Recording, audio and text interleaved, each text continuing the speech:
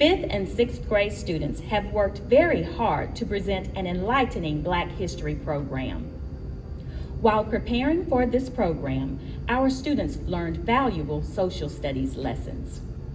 As we celebrate Black History Month, we are celebrating our diversity. Appreciating each other's uniqueness makes us stronger as a school, a community, and as American citizens. Stand up for what's right. In the words of Dr. Martin Luther King Jr., the time is always right to do what is right. Stand up, Bel-Aire. Stand up. Welcome to our annual Black History program. Get ready to be informed, inspired, and encouraged to stand up and make a difference. At Bel-Aire, we understand that Black history is actually American history. Our theme today is Stand Up. You'll learn about the young and old, Black people as well as white people, standing up for equality, liberty, and justice for all people regardless of someone's race. At Bel-Aire, we have learned that if we are united, we will stay strong as one nation. But if we are divided, we will fall. So today, we stand united. At this time, Kaylee Hernandez, Jasmine Summers, and Jamario Day are coming to lead us into the Pledge of Allegiance.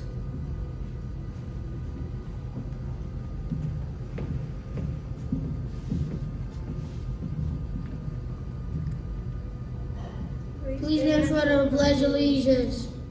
Allegiance to the flag of the United States of America and to the republic for which it stands, one nation, under God, indivisible, with liberty and justice for all. God bless our troops. The introduction of our Black History National Anthem will be brought to us by Tristan Brown.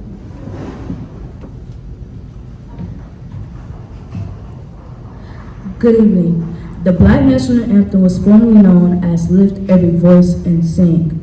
It was written as a poem by James Weldon Johnson. His brother, J. Rosamond Johnson, set it to music. This was written to commemorate President Abraham Lincoln's birthday and his action in freeing slaves. The song was later adopted by NAACP and permanently used as a cry during the civil rights movement of the 1950s and the 1960s. The song was soon heard in most of the African American churches and gatherings across the nation. It soon became the Black National Anthem.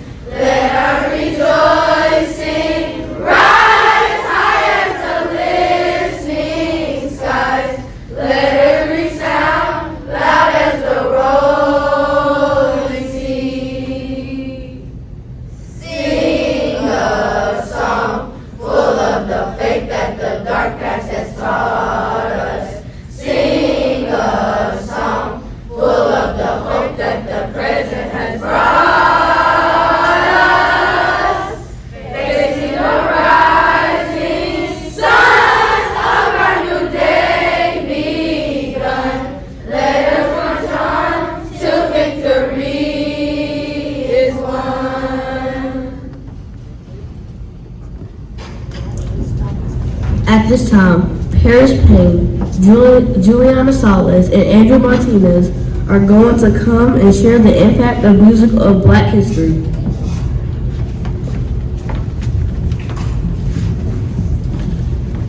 Since music was such an important part of African Americans' heritage, we could not leave out song and dance. Singing as a form of communication is deeply rooted in the African American culture. It began with the African slaves who were kidnapped and shipped across the Atlantic during the Middle Passage. Slaves from different countries, tribes, and cultures used singing as a way to communicate during the voyage. They were able to look for kin, countrymen, and women through song.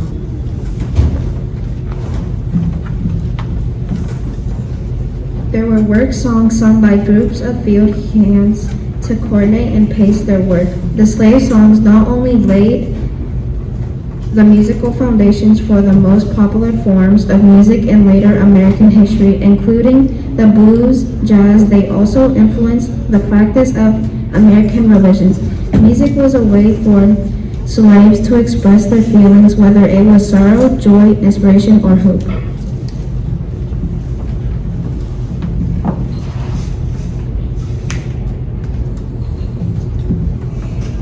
Songs were passed down from generation to generation throughout slavery. These songs were influenced by African religious traditions and would later form the basis of known as spirituals. Please listen and enjoy as a portion of our 5th and 6th grade students in word in motion dance and sing to the song Stand Up by Cynthia Erivo.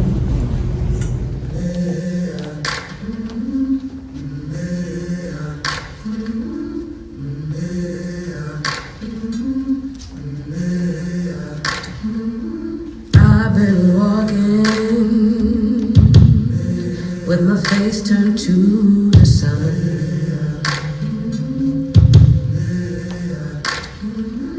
Weight on my shoulders, a bullet in my gun. Oh, I got eyes in the back of my head,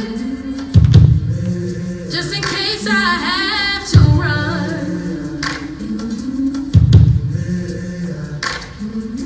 I do what I can when I can, while I can for my people. While the clouds roll back and the stars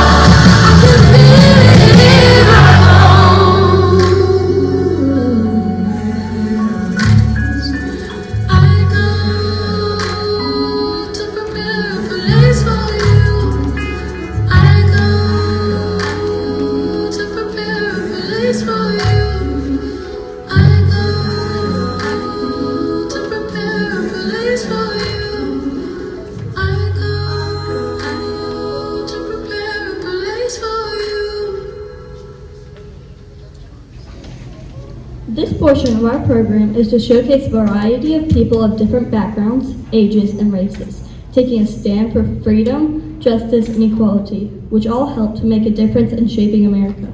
Get ready to meet Ruby Bridges, the federal marshals that escorted her, and Barbara Henry, the only teacher that was willing to teach her.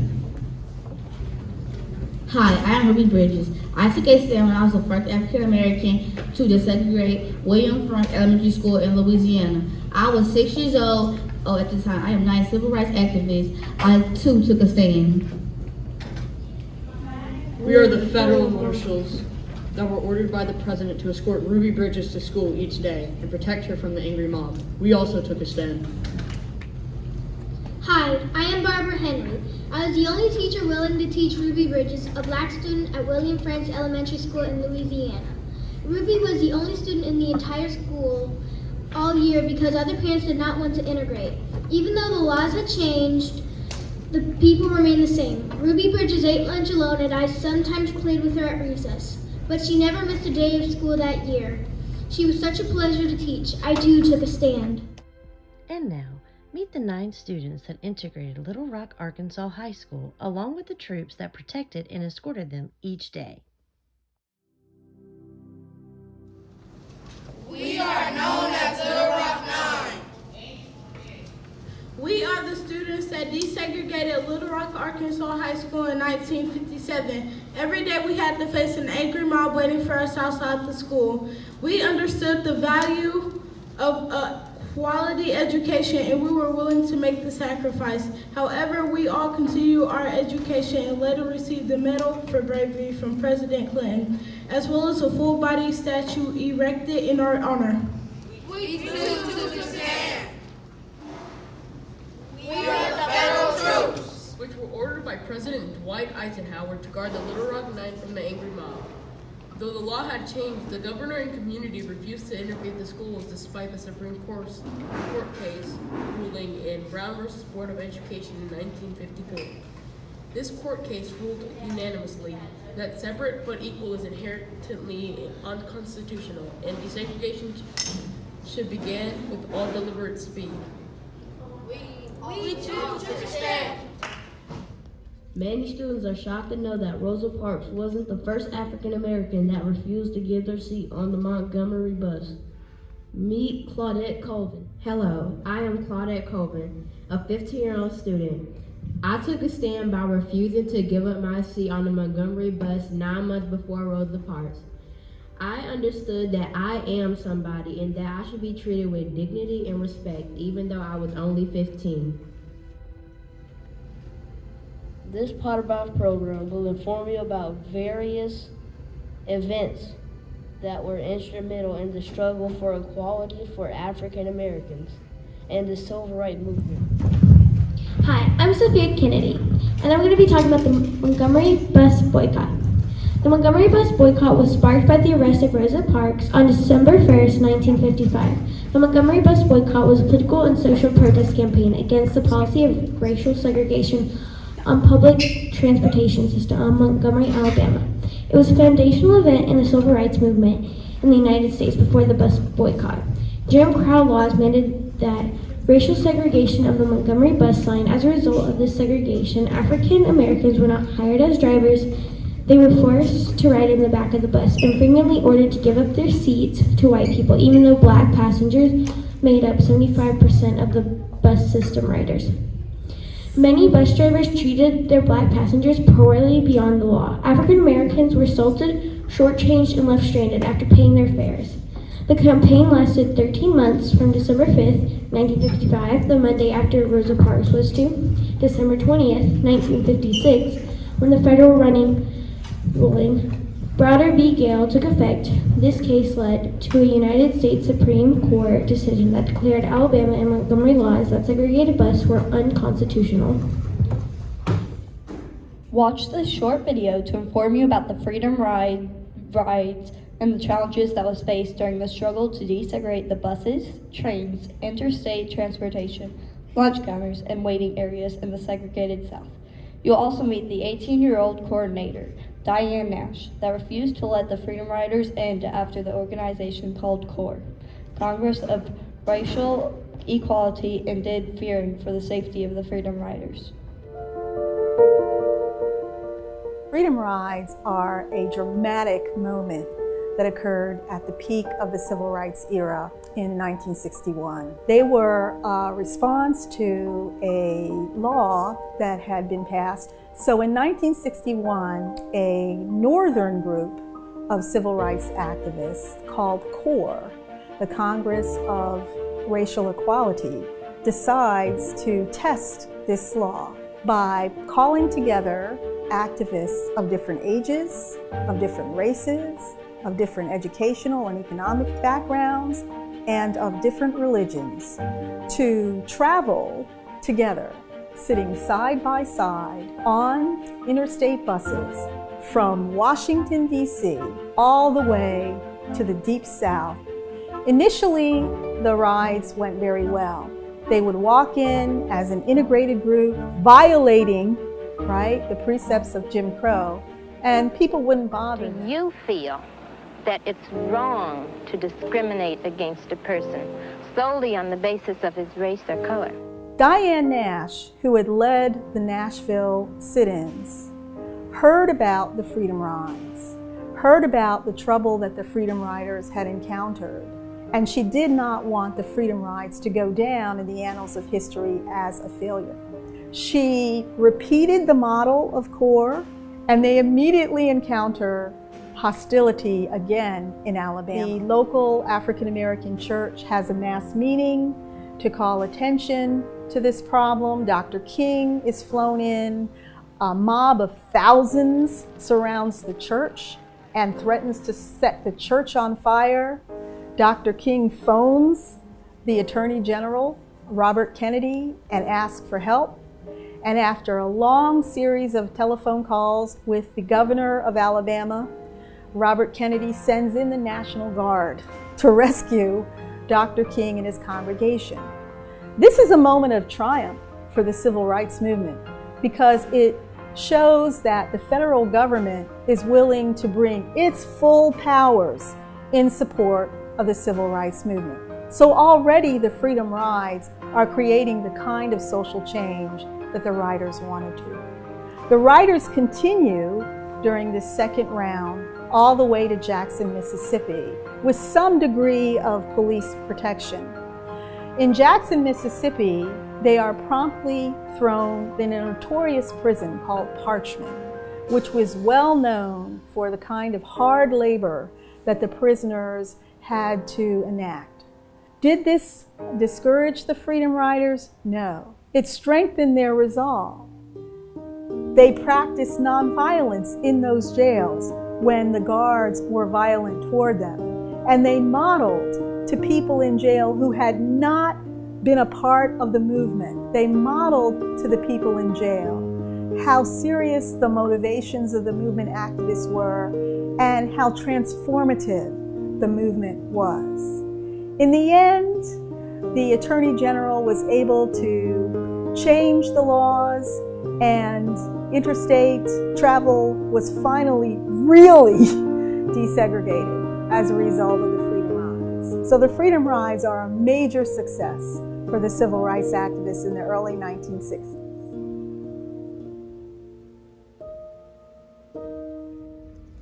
Hi, I am Diane Nash, the 18-year-old student that organized the sit-ins and also continued to coordinate the Freedom Rides even after the organization called CORE ended their protest because it was unsafe. It was critical to continue the Freedom Rides going. I felt that to stop the rides would send the wrong message to civil rights activists in the rest of the country. There were only 3 requirements to qualify. 1, you had to be committed to nonviolence. 2, you had to participate in workshops that taught how to respond if you're attacked. And finally, the unspoken requirement was that you had to be willing to sacrifice our life. I was responsible for talking to the Justice Department, concerned relatives, civil rights organizations, and the press. I was determined to take a stand for freedom. And now, listen as Mackenzie Maurice will tell how the children of Birmingham, Alabama played an intricate part of desegregating schools, playgrounds, and lunch counters. Many people, young and old, stood up for equality, freedom, and justice. In 1963, children from ages 6 to high school age took a stand on May 2, 1963, to protest against the segregation of the public school. Many of them were arrested, beaten, sprayed by powerful water hoses, and were attacked by dogs. They did not give up. They were committed to nonviolence and had gone through training in case they were harassed. Even though they didn't anticipate such abuse, it woke up America. Finally, enough was enough. After publicizing the treatment of the children, they were successful in desegregating the schools and other public faculties. It was already ruled unconstitutional in 1954. This was the catalyst that helped to change the Birmingham, Alabama. City officials and store owners would desegregate. Black employees were hired, and white-only signs were removed from some of the lunch counters.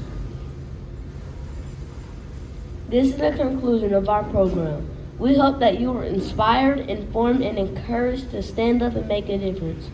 Be the best that you can be.